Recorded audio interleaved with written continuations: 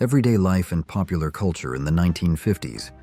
Do you remember the feeling when the first black and white TVs started appearing in every cozy family home? Or when the passionate rock and roll tunes rocked the radio waves, making a whole generation dance along?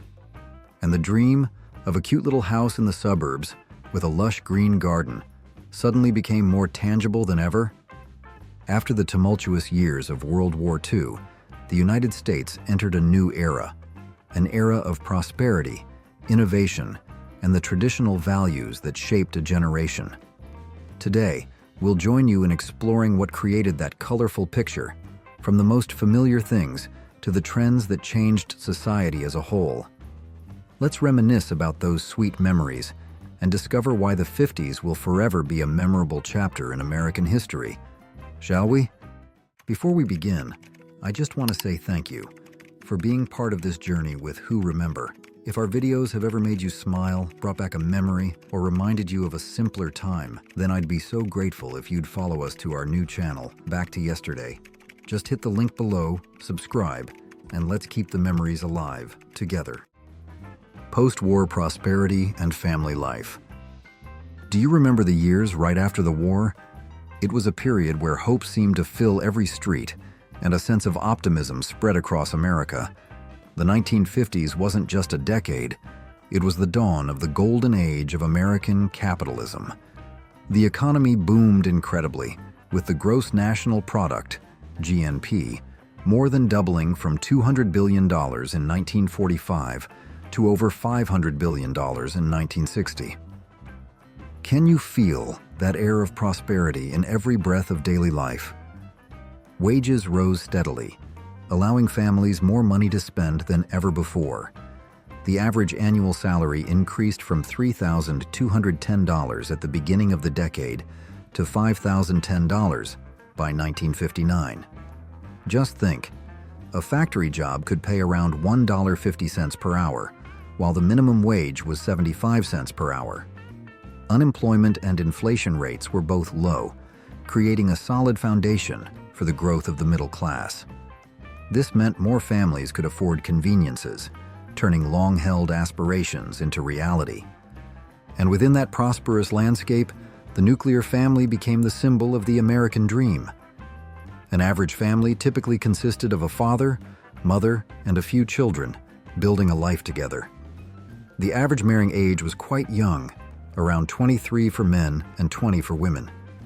People often said, back then, people stuck together more. And indeed, only about 20 to 25% of marriages ended in divorce. Does that image feel familiar to you? Within the family, gender roles were typically very traditional. The husband was usually the breadwinner, working outside the home, while the wife stayed home to care for the family, raise the children, and manage household chores. Books and magazines of the era often encouraged women to focus on their roles as wives and mothers. While this was considered traditional and common, we must also acknowledge that it caused dissatisfaction for some women who yearned for a more meaningful life, a career of their own. What do you think about that? But despite these defined roles, family cohesion remained central to 1950s life. Families didn't just share a home, they were a close-knit unit, eating together, going out, and doing daily activities. Dinner wasn't just about refueling, it was a time to share, chat, and connect after a long day. And speaking of children, child rearing was particularly emphasized by 1950s parents. They played a very active role in their children's lives, not only nurturing and caring, but also guiding them as they grew up, and disciplining when necessary. Do you remember Dr. Benjamin Spock's book, The Common Sense Book of Baby and Child Care? This book became a guide for millions of parents, advising them to trust their instincts and, more importantly, to treat their children as independent individuals.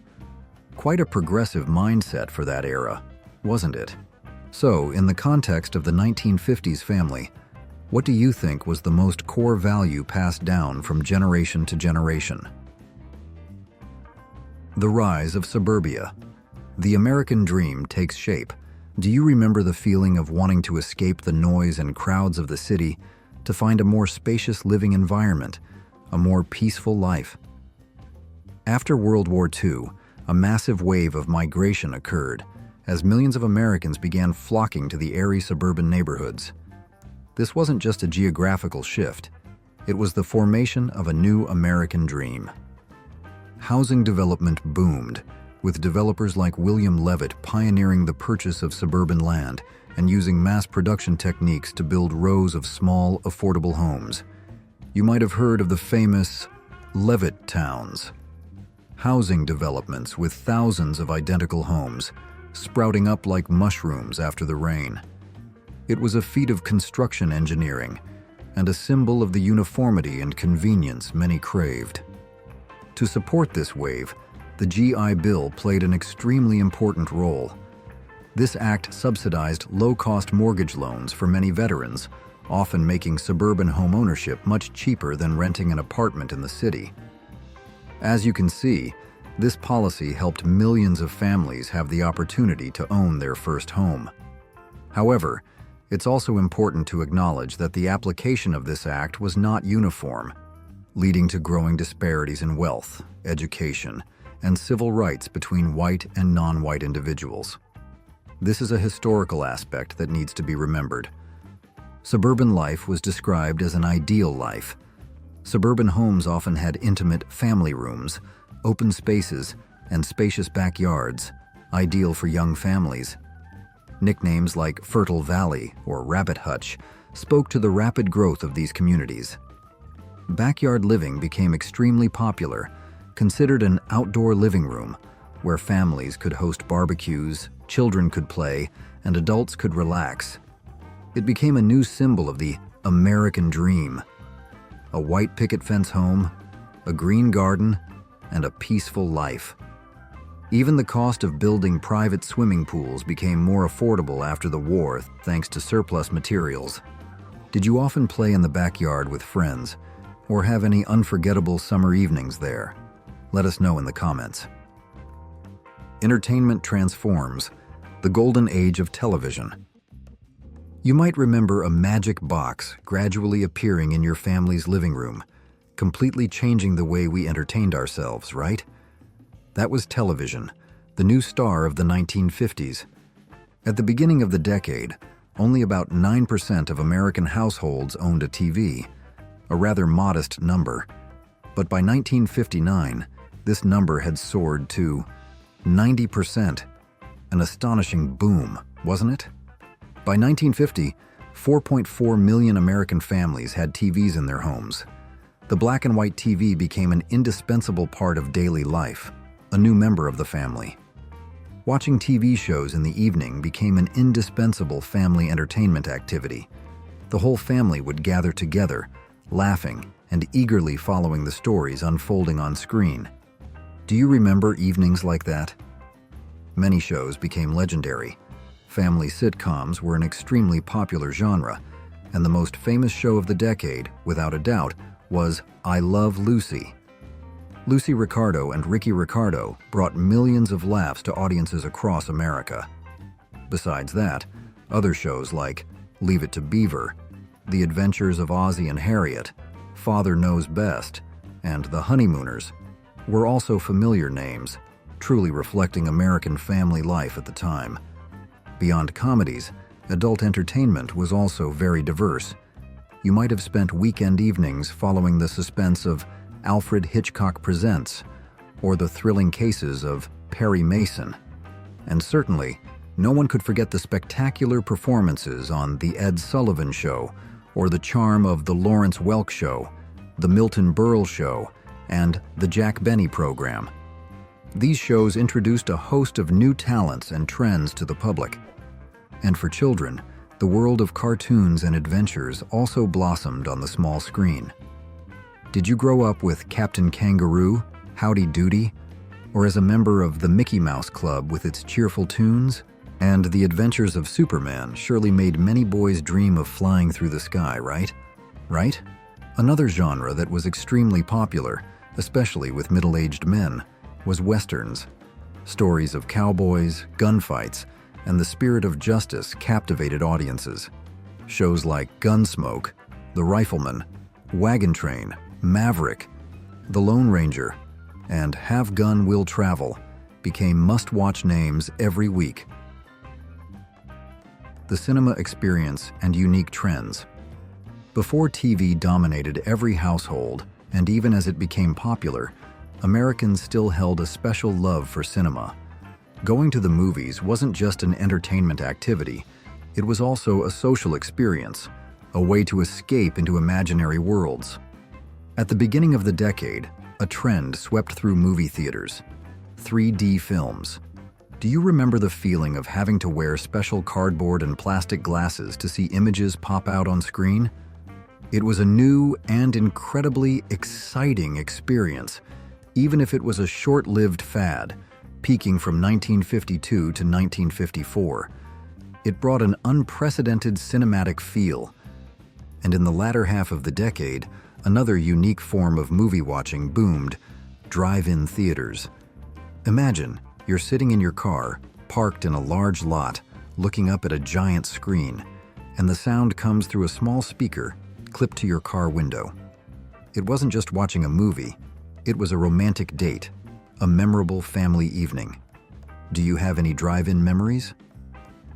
The 1950s big screen also produced classic film stars and works that captivated millions of hearts. You might have been impressed by Charlton Heston as the majestic Moses in The Ten Commandments. This film not only became the highest-grossing film of the decade, but also received 7 Oscar nominations. Heston also continued to make waves with Ben-Hur, another epic film. Alfred Hitchcock's thriller films left audiences holding their breath. He delighted viewers with works like Vertigo and Rear Window, films that still haunt us today. And how can we forget the Hollywood icons who became legends?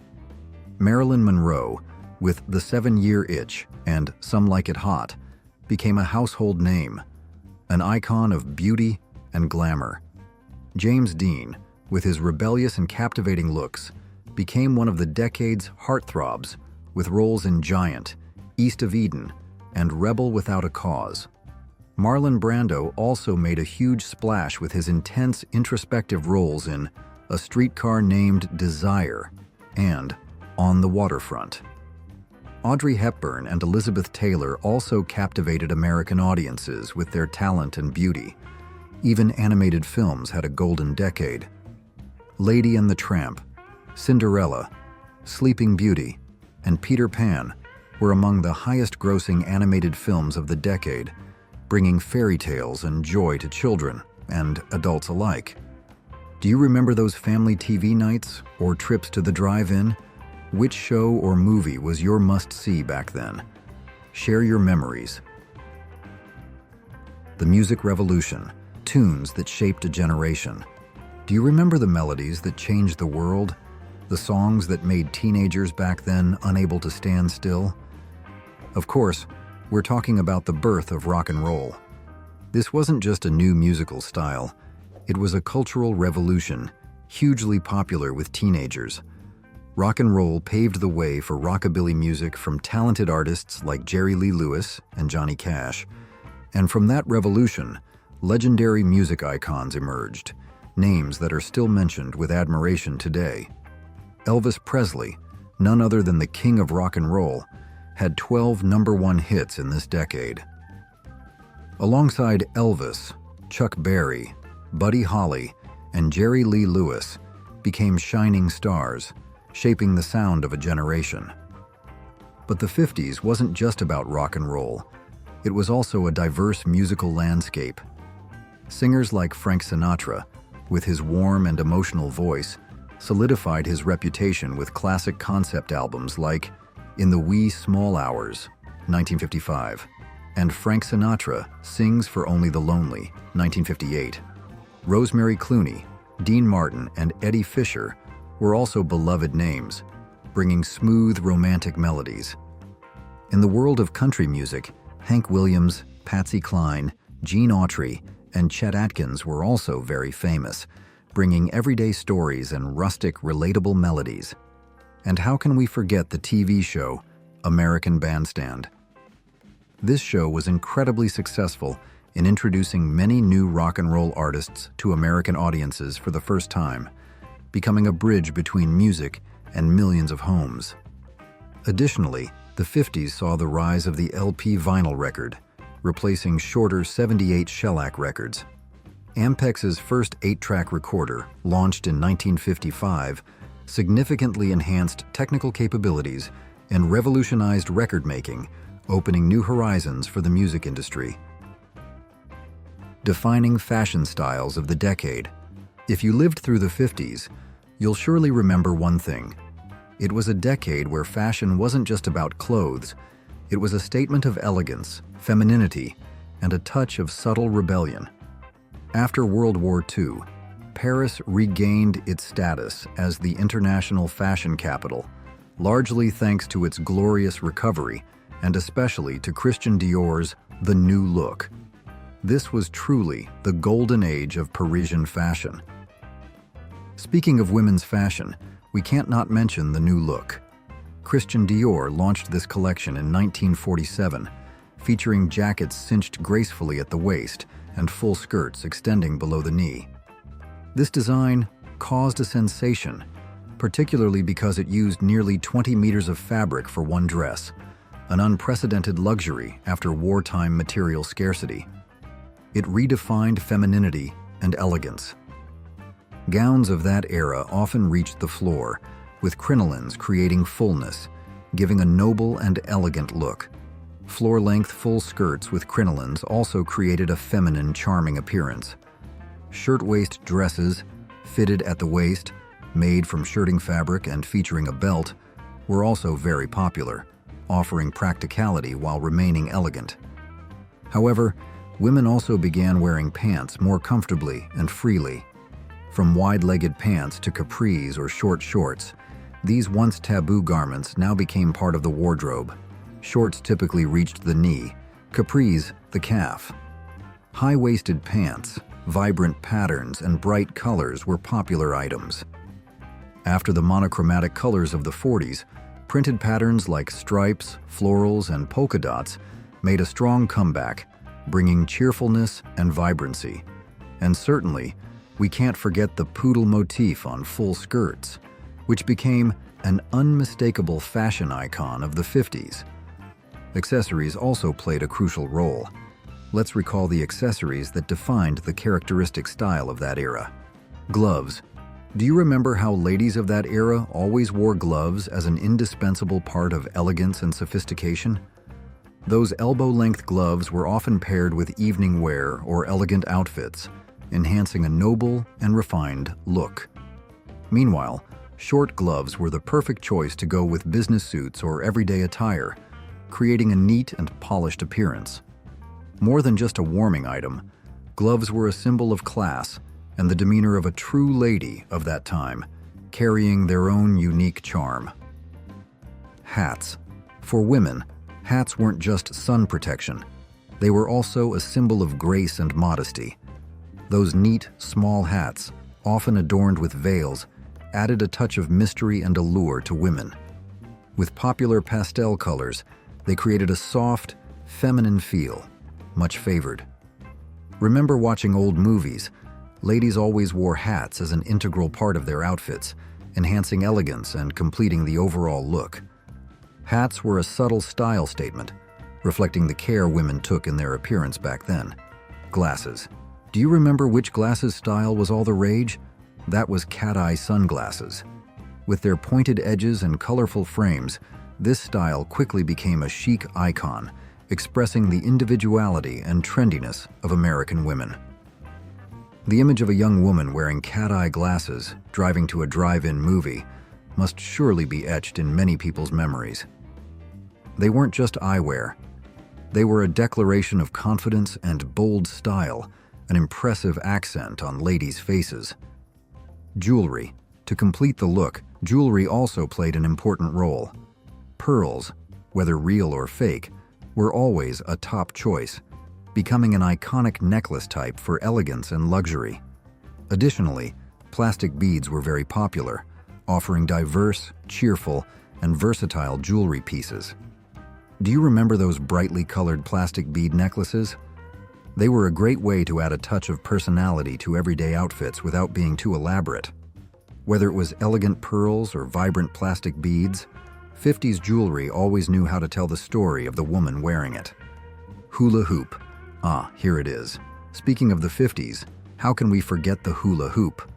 This toy created a massive craze when it launched in 1958. The amazing thing is that 25 million hoops were sold in just the first 4 months. It wasn't just a toy.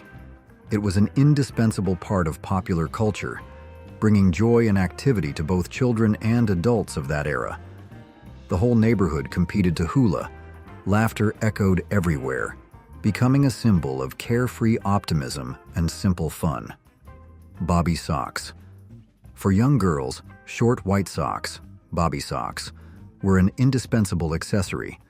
They were often paired with knee-length full skirts, poodle skirts, a very distinctive style of this decade. This style created a cute, energetic look and was a symbol of youth in this decade. Do you remember those pristine white bobby socks worn with loafers? They were a characteristic image of teenage girls, offering a youthful, comfortable yet very fashionable look.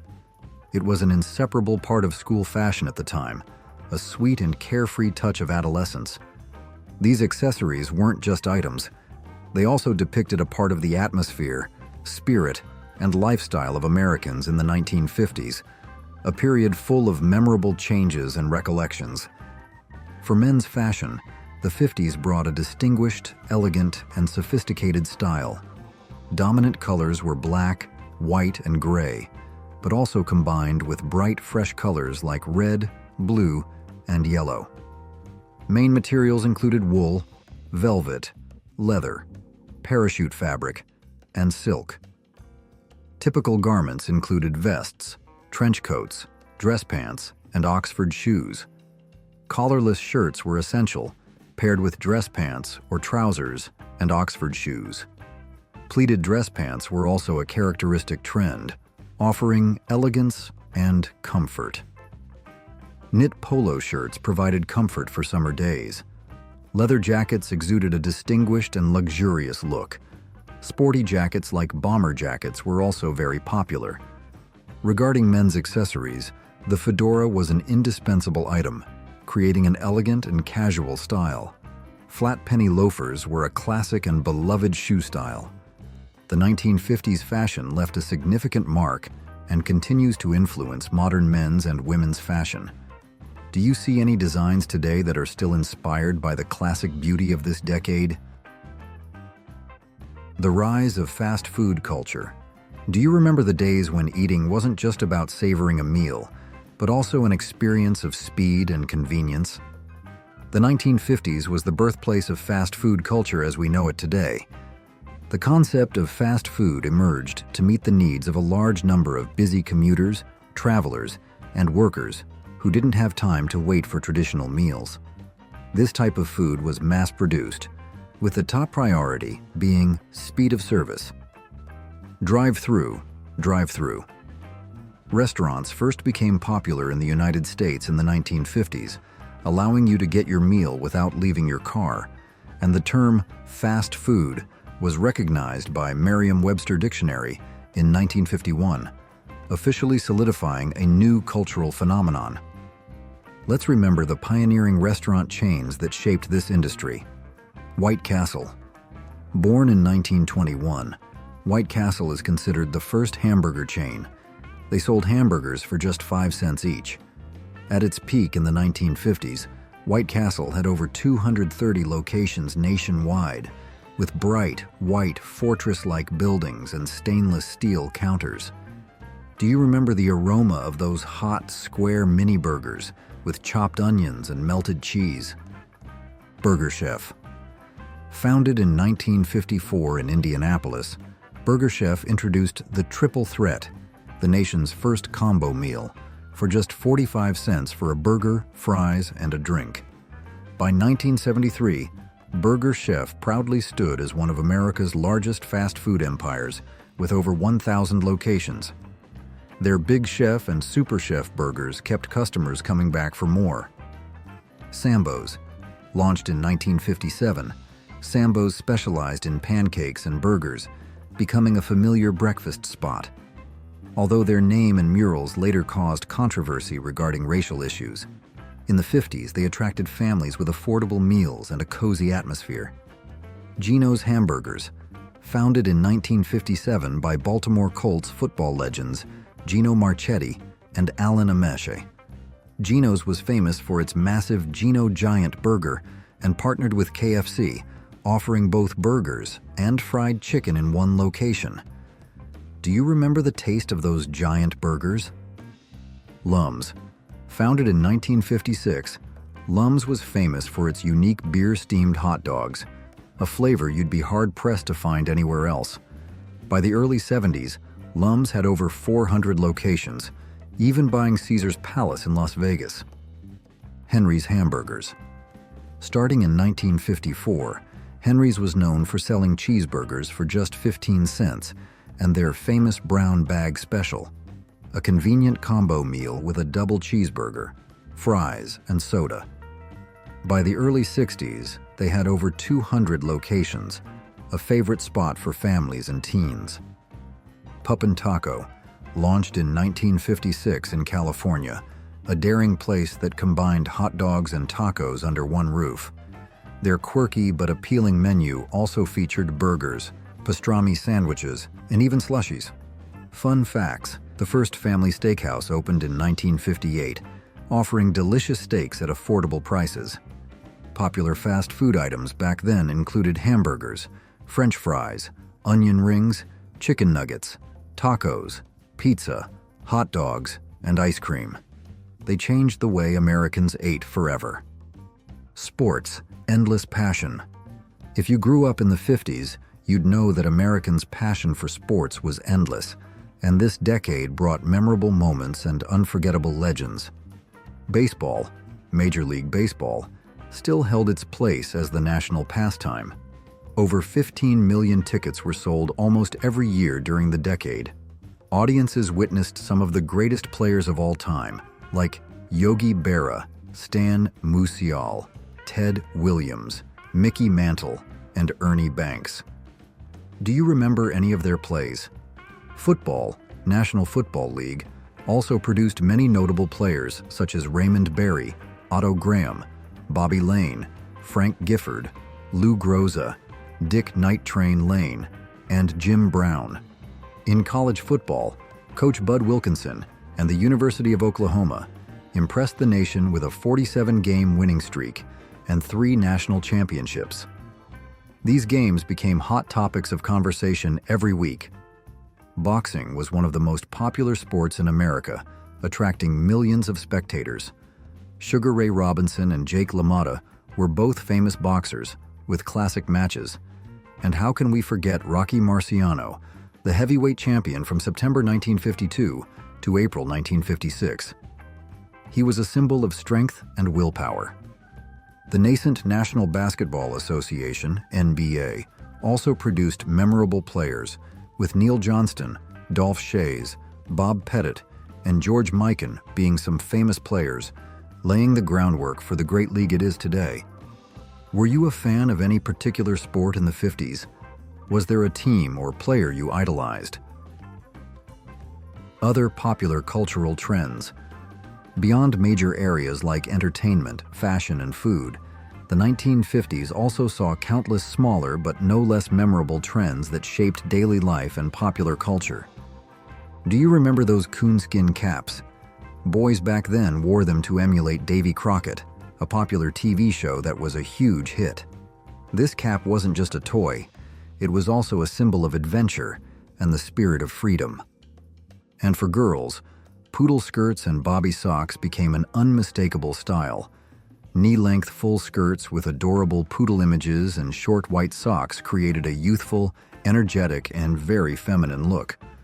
A toy that took the world by storm was the hula hoop. Launched in 1958, and astonishingly, 25 million were sold in the first 4 months. It wasn't just a toy. It was a simple but incredibly captivating form of entertainment that both children and adults wanted to try.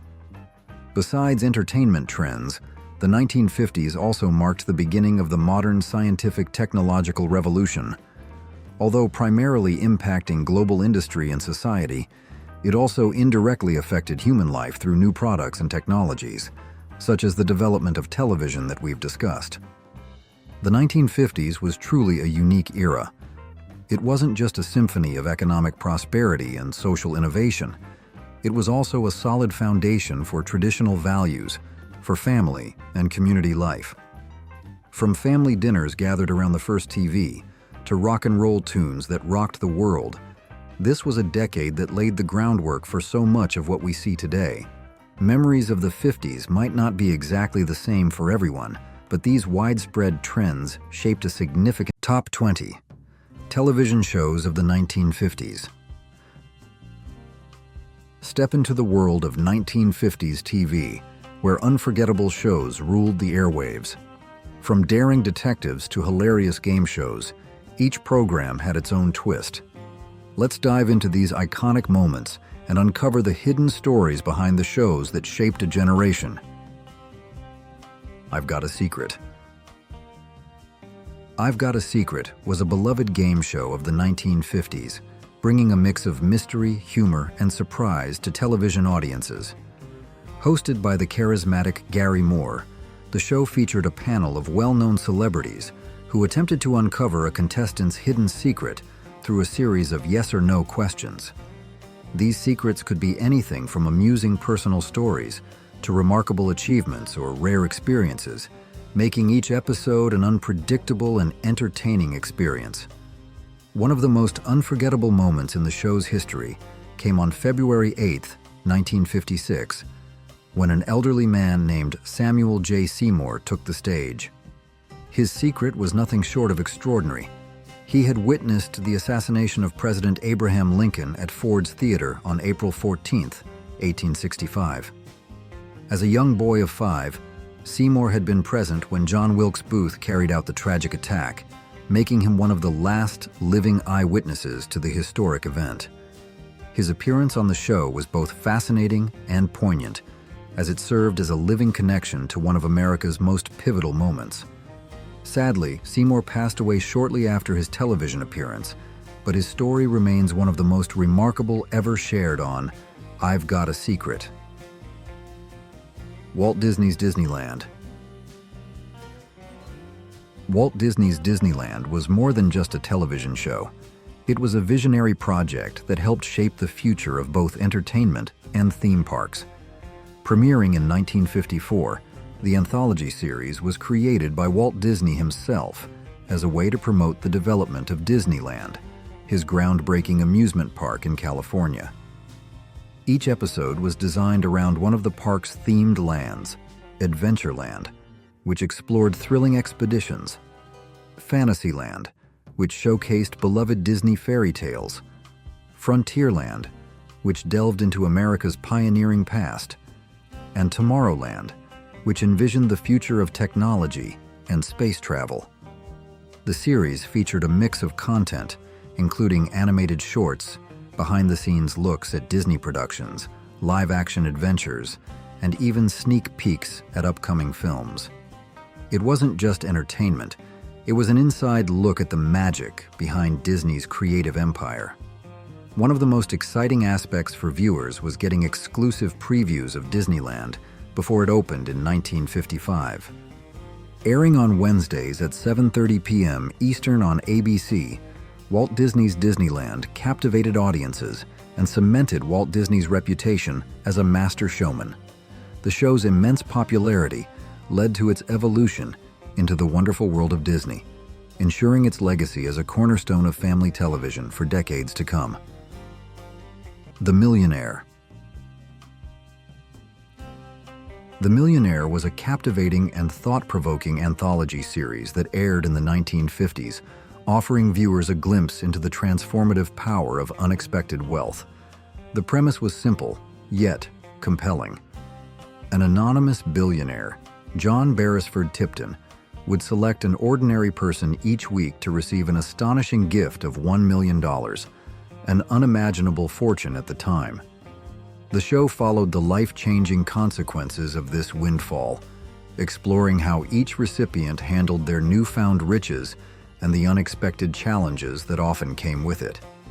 Unlike typical game shows or reality programs, The Millionaire was entirely scripted, with each episode presenting a self-contained drama. Viewers never saw Tipton himself, only his trusted executive secretary, Michael Anthony, who personally delivered the life-altering checks. Some beneficiaries found happiness and success, using the money wisely to fulfill their dreams, while others discovered that sudden wealth brought unforeseen troubles, from greed and jealousy to personal turmoil. By delving into the complexities of human nature, The Millionaire kept audiences engaged, sparking conversations about what they would do if faced with such an extraordinary opportunity. The show's unique premise and emotional storytelling made it a standout series of its time, leaving a lasting impression on television history. You Bet Your Life. You Bet Your Life was far more than just a quiz show. It was a comedy masterpiece, thanks to the quick wit and sharp tongue of its legendary host, Groucho Marx.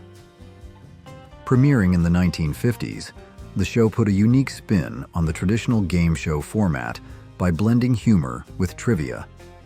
While contestants competed for cash prizes by answering questions, the real attraction was Groucho's spontaneous ad-libs and razor-sharp banter. His ability to turn even the simplest conversation into a hilarious exchange kept audiences entertained week after week.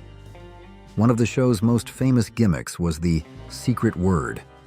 Before each episode, a word was chosen, and if a contestant happened to say it during their conversation, a comical toy duck, complete with Groucho-style glasses and a mustache, would descend from above, awarding them an instant $100.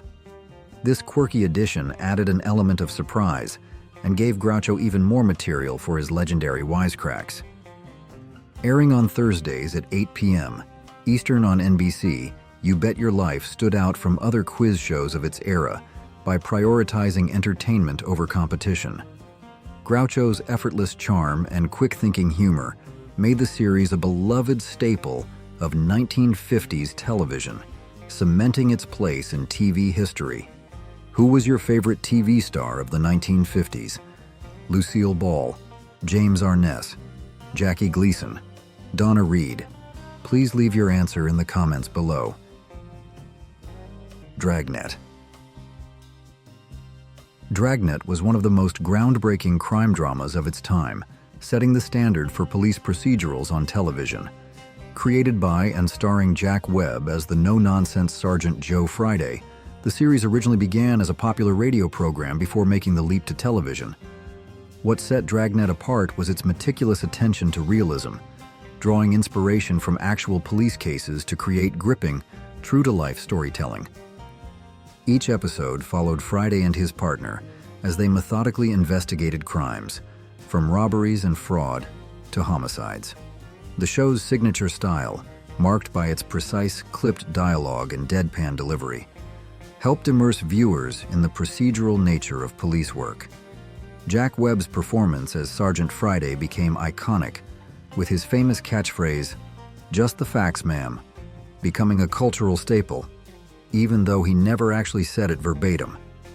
The show's unmistakable theme music, an ominous four-note motif, instantly set the tone for each episode, signaling the serious and methodical approach that defined the series. Airing on NBC on Thursdays at 9 p.m.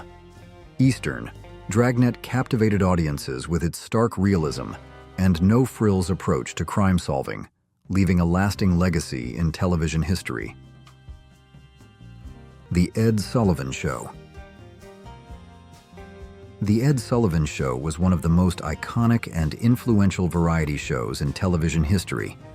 Hosted by the unassuming yet legendary Ed Sullivan, the program introduced millions of viewers to a dazzling array of entertainment, from groundbreaking musical acts to awe-inspiring acrobats, magicians, comedians, and rising Hollywood stars.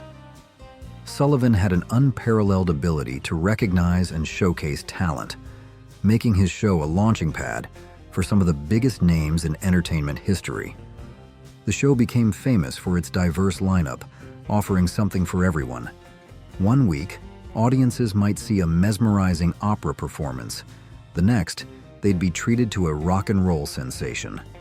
The Beatles' historic American debut on The Ed Sullivan Show in 1964 is one of the most famous moments in television, drawing a record-breaking audience and forever changing the music industry. Legendary performers like Elvis Presley, the Supremes, the Rolling Stones, and even comedians like Richard Pryor all graced Sullivan's stage, solidifying the show's reputation as a must-watch event. Airing on Sundays at 8 p.m. Eastern on CBS, The Ed Sullivan Show was more than just a variety program. It was a cultural institution that shaped the entertainment landscape for over 2 decades. I Love Lucy. I Love Lucy was a groundbreaking sitcom that set the standard for television comedy. Starring Lucille Ball as the lovable but mischievous Lucy Ricardo and Desi Arnaz as her patient yet exasperated husband, Ricky, the show delivered a perfect blend of slapstick humor, witty dialogue, and heartfelt moments. Alongside their best friends and landlords, Fred and Ethel Mertz, played by William Frawley and Vivian Vance, the Ricardos found themselves in one hilarious misadventure after another. Season 5 of I Love Lucy kicked off with the gang still in Hollywood, where Lucy's obsession with meeting movie stars led to unforgettable comedic moments. In the season's first episode, she and Ethel attempt to steal John Wayne's footprints from Grauman's Chinese theater, resulting in classic Lucy-style chaos. After their Hollywood adventures, the Ricardos and Mertzes return to New York, but the excitement doesn't stop there. Ricky is offered the opportunity to tour Europe, and naturally, Lucy and Ethel find plenty of ways to turn their travels into comedic gold, from mishaps with luggage to cultural mix-ups. Airing on Mondays at 9 p.m. Eastern on CBS, I Love Lucy was more than just a sitcom, it was a cultural phenomenon. With its sharp writing, unforgettable performances, and innovative use of multi-camera filming, the show became one of the most beloved series in television history. December Bride. December Bride was a delightful sitcom that brought warmth, humor, and a touch of romance to 1950s television audiences. The show centered around Lily Ruskin, a spirited and independent widow who lived with her daughter and son-in-law. Though her well-meaning friends were constantly trying to find her a new husband, Lily had other ideas. She was far more interested in enjoying life on her own terms rather than rushing into another marriage. Much of the show's comedy stemmed from Lily's witty exchanges with her close friend, Hilda Crocker, a lovable busybody who always had an opinion on Lily's love life. Adding to the laughs was their neighbor, Pete Porter, a man who never missed an opportunity to complain about his never-seen wife, Gladys. Pete became such a fan favorite that he later starred in his own spin-off, Pete and Gladys. Airing on Mondays at 9:30 p.m. Eastern on CBS, December Bride was a refreshing take on family sitcoms, offering a charming mix of lighthearted humor and relatable characters. Lily Ruskin's refusal to conform to societal expectations made her a standout character, and the show's clever writing and lovable cast ensured its place as a classic in early television history. The Jack Benny Program. The Jack Benny Program was a groundbreaking television series that masterfully blended elements of sitcom, variety show, and sharp satire. Starring the legendary Jack Benny, the show featured him playing an exaggerated version of himself, a miserly, vain, yet somehow lovable entertainer who was always just a little too confident in his own talents. His deadpan delivery, impeccable comedic timing, and self-deprecating humor made him one of the most enduring figures in early television. Unlike traditional variety shows that relied heavily on music and guest stars, the Jack Benny program stood out for its clever writing and long-running gags. Recurring jokes about Benny's age, perpetually 39, his extreme thriftiness, and his hilariously off-key violin playing became signature elements that audiences eagerly anticipated. Though the show often featured musical performances and celebrity guests, its real appeal lay in its satirical take on show business, with Benny frequently poking fun at Hollywood's eccentricities. Airing on Sundays at 7:30 p.m. Eastern on CBS, the Jack Benny program was a staple of 1950s television, influencing generations of comedians with its sharp wit and innovative style. Benny's unique brand of humor, combined with a stellar supporting cast, cemented the show's place in TV history. Dick Clark's World of Talent. Dick Clark's World of Talent was a short-lived variety show that showcased young performers aiming for their big break. Hosted by the legendary Dick Clark, who was already a household name thanks to American Bandstand, the show sought to capture the excitement of discovering fresh talent. It featured singers, dancers, musicians, and other entertainers, all competing for recognition in an era before modern talent competitions like American Idol, or America's Got Talent. The judging panel included comedian Jack E. Leonard as a permanent judge, adding humor and personality to the critiques. Unlike later talent shows with high-stakes eliminations and dramatic tension, World of Talent had a more straightforward format, simply highlighting promising performers without intense competition.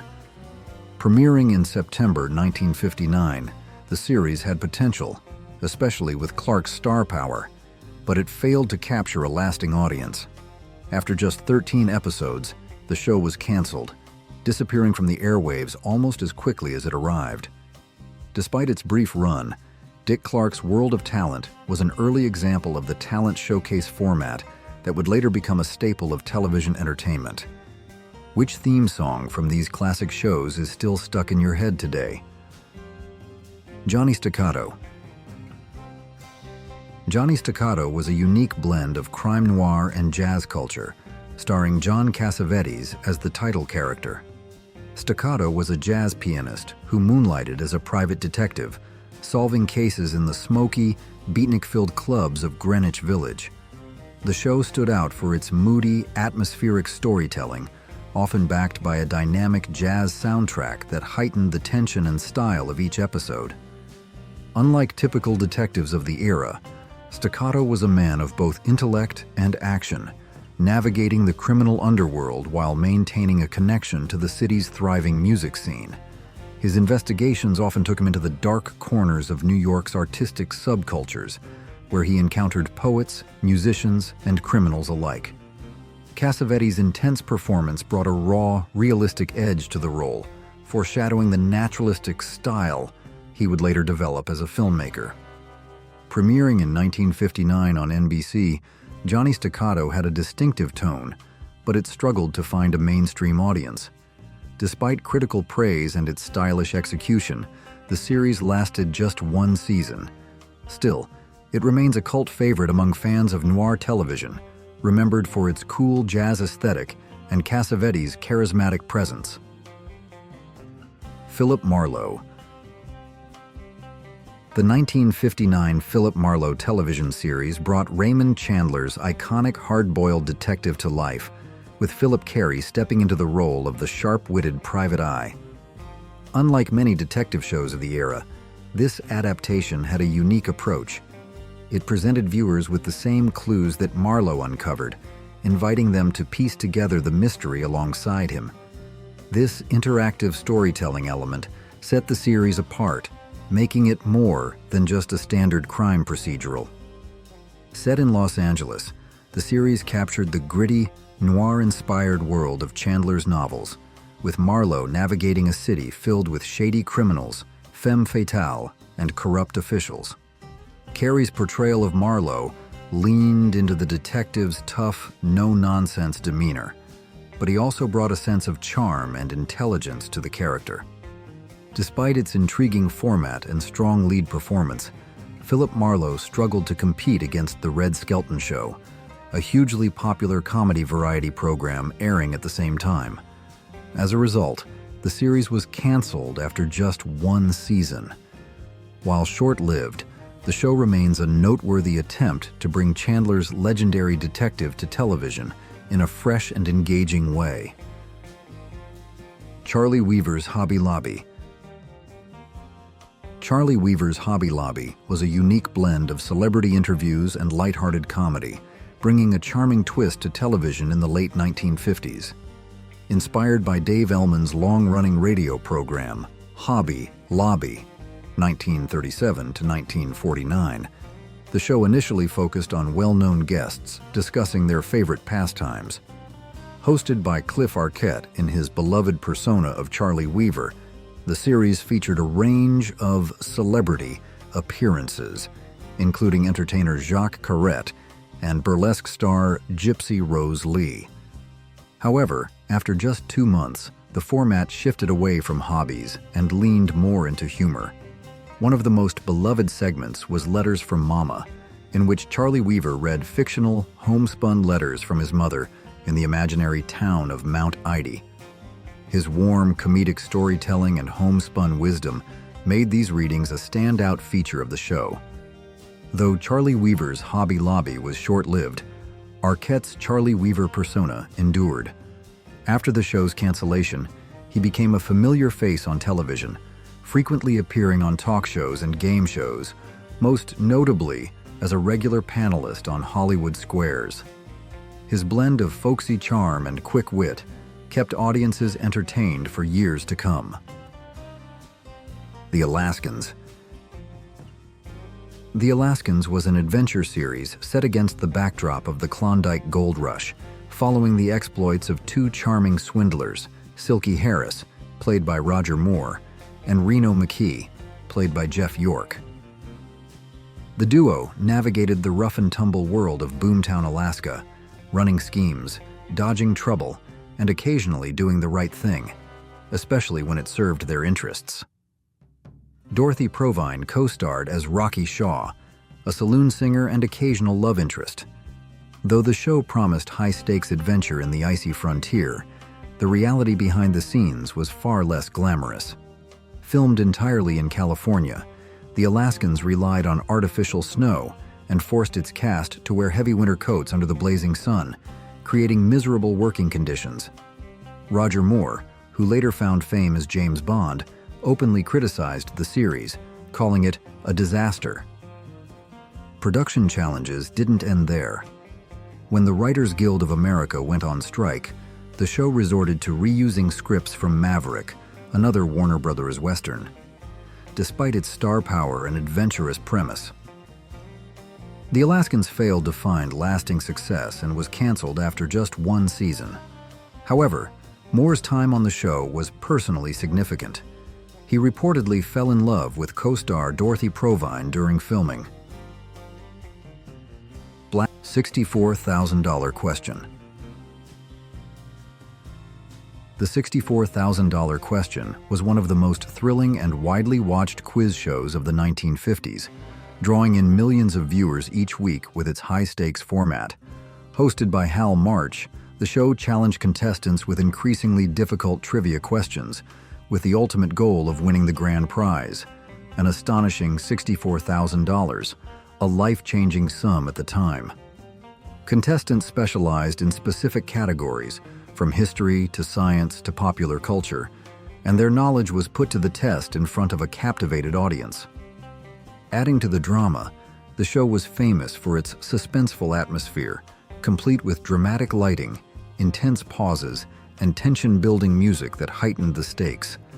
Viewers eagerly followed contestants' journeys, cheering them on as they climbed the money ladder, question by question. Airing on Tuesdays at 10 p.m. Eastern on CBS, the $64,000 question became a cultural sensation, but its success was short-lived. Like several other quiz shows of the era, it became embroiled in scandal when it was revealed that some contestants had been secretly provided with answers in advance. Despite this controversy, the show remains a key part of television history, remembered for its impact on the game show genre and its role in the infamous quiz show scandals of the 1950s. Which of these classic TV shows brings back the best memories for you? Share your favorite moments. Bourbon Street Beat. Bourbon Street Beat was a stylish detective series set against the atmospheric backdrop of New Orleans' famous French Quarter. Though it aimed to capture the city's unique charm, much of the show was actually filmed in California, reportedly using the same set as A Streetcar Named Desire. However, to lend authenticity, select scenes were shot on location, including at the real-life Absinthe House nightclub on Bourbon Street, adding to the show's mystique. The series followed private detectives Rex Randolph, played by Richard Long, and Cal Calhoun, played by Andrew Duggan, as they tackled mysterious cases filled with intrigue, deception, and danger. Assisting them were their resourceful secretary, Melody Lee Mercer, played by Arlene Howell, and young investigator Kenny Madison, played by Van Williams.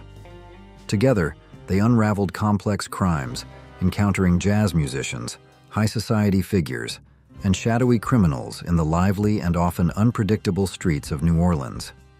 Premiering on ABC, Bourbon Street Beat aired for just one season, but it wasn't the end for some of its characters. Rex Randolph later transitioned to 77 Sunset Strip, another popular detective series of the era, giving his character a second life in television's golden age of crime dramas. Black Saddle. Black Saddle was a unique entry in the Western genre, blending courtroom drama with the action-packed world of the Old West. The series followed Clay Culhane, played by Peter Breck, a former gunslinger who turned his back on violence after a life-altering tragedy. Seeking redemption, he became a lawyer, using his sharp mind instead of a six-shooter to bring justice to those in need. Set in post-Civil War New Mexico, the show offered a fresh take on the Western hero, one who relied more on legal arguments than on gunplay. However, his past as a gunfighter often complicated matters, especially with the town's lawman, Marshall Gibbs Scott, played by Russell Johnson, who later became famous as the professor on Gilligan's Island. Scott remained wary of Culhane, questioning whether a man with his history could truly change. Premiering in 1959, Black Saddle initially aired on NBC before moving to ABC for its second season. While the show had a strong lead in Breck, who would later gain greater fame on the Big Valley, it struggled to find a consistent audience and was ultimately canceled. Still, its unique premise and engaging character dynamics set it apart from many of its Western contemporaries. The Betty Hutton Show. The Betty Hutton Show was a light-hearted sitcom that showcased the comedic talents of Betty Hutton, a Hollywood star known for her high-energy performances. Hutton played Goldie, a lively and kind-hearted showgirl who suddenly finds herself in an unexpected situation. She inherits a staggering $6 million, and along with it, the responsibility of raising 3 teenage children. This drastic shift from her carefree showbiz lifestyle to sudden motherhood became the core of the show's comedic and heartfelt moments. What set the Betty Hutton Show apart was Hutton's significant creative control, a rarity for actresses in the 1950s. She was deeply involved in shaping her character and the show's direction, ensuring that her signature blend of humor and warmth shined through in every episode. However, despite her star power and the unique premise, the series struggled to compete with the well-established The Donna Reed Show, a family sitcom that already had a loyal audience. After just one season, The Betty Hutton Show was canceled, marking a brief but memorable chapter in television history. While short-lived, it remains a fascinating example of a mid-century sitcom led by a strong female star determined to make her mark on the small screen. The Man from Black Hawk. The Man from Black Hawk was a unique twist on the traditional Western, blending crime investigation with frontier adventure.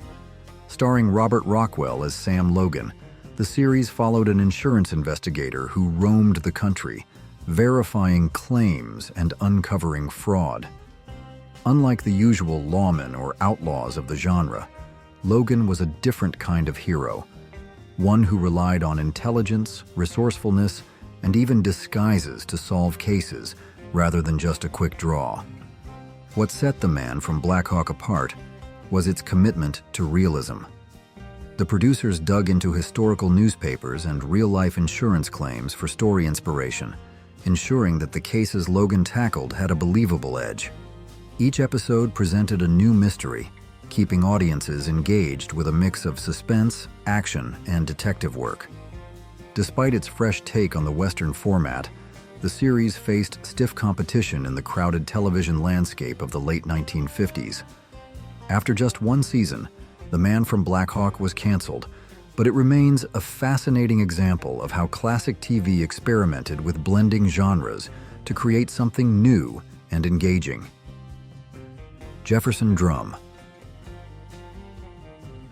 Jefferson Drum was a Western series with a unique perspective, shifting the focus away from lawmen and outlaws to a crusading newspaper editor determined to uncover the truth. Starring Jeff Richards in the title role, the show followed a fearless journalist running a frontier newspaper in the rugged West. Unlike the usual Western heroes who relied on their guns, Drum wielded his pen as a weapon for justice, exposing corruption and standing up to those who sought to suppress the truth. Each episode saw Drum investigating the hidden forces shaping his town: crooked politicians, ruthless landowners, and dangerous criminals who preferred their secrets remain buried. His relentless pursuit of justice often put him in conflict with powerful enemies who would stop at nothing to silence him. However, when persuasion and investigative skills weren't enough, Drum wasn't afraid to defend himself with a revolver. The show balanced action with thought-provoking themes about the role of journalism in shaping public opinion. At a time when Westerns were dominated by shootouts and stagecoach chases, Jefferson Drum stood out for its focus on free speech and moral integrity. Although it only lasted one season on NBC, the series left a mark as a bold, socially conscious take on the Western genre. Do you have any special memories from this decade? Any stories about family, friends, or things you experienced that you'd like to share? Leave your stories, your fondest memories from the 1950s in the comments below. If you enjoyed this trip back in time, and you want to continue exploring other decades with us, don't forget to hit subscribe to the Who Remembers channel and share this video with your friends and family. We'll continue this nostalgic journey, rediscovering the pieces of memory that shaped our lives. Thank you for watching, and see you in the next video.